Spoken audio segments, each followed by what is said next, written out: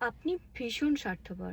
কেউ যদি এখন এই কথাটা আপনাকে বলে, তাহলে হয় আপনি খুব রেগে যাবেন, গিয়ে বলবেন ও কেন আমাকে স্বার্থপর বলল।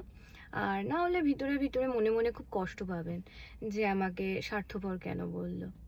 কিন্তু কেউ আমাদের ব্যাপারে কোনো কমেন্ট করলে আগে আমাদের একটু ভেবে দেখা উচিত নয় কি? এই ধরুন কেউ স্বার্থপর বলল, তাহলে প্রথমে ভাবতে হবে স্বার্থপর কাকে বলে। যে মানুষ নিজের স্বার্থ ছাড়া অন্য কারোর স্বার্থ বোঝে না, সেই স্বার্থপর। যার কাছে অন্যের ফিলিংসের কোনো গুরুত্ব নেই, যে অন্যকে অতটা প্রায়োরিটি দেয় না, বা অন্য কারোর জন্য কোনো কিছুই করে না।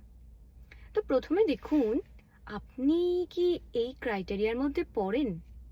যদি না পড়েন, তাহলে কনগ্রাচুলেশন, আপনি স্বার্থপর নন। ভালো ব্যাপার। এটা যেই মানুষটা আপনাকে স্বার্থপর বলেছে, সেটা তার কোথাও না কোথাও অ্যানালিসিসে প্রবলেম হয়েছে। সুতরাং এটা আপনার প্রবলেম না। এবার ধরুন, যদি আপনি এই ক্রাইটেরিয়ার মধ্যে পড়লেন, তার মানে আপনি একটু একটু স্বার্থপর।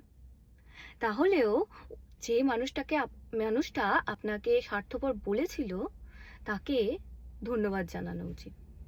কারণ কারণ তার জন্য আপনি নিজেকে অ্যানালিসিস করলেন এবং আপনি জানতে পারলেন যে আপনার নিজেকে একটু পাল্টানো দরকার।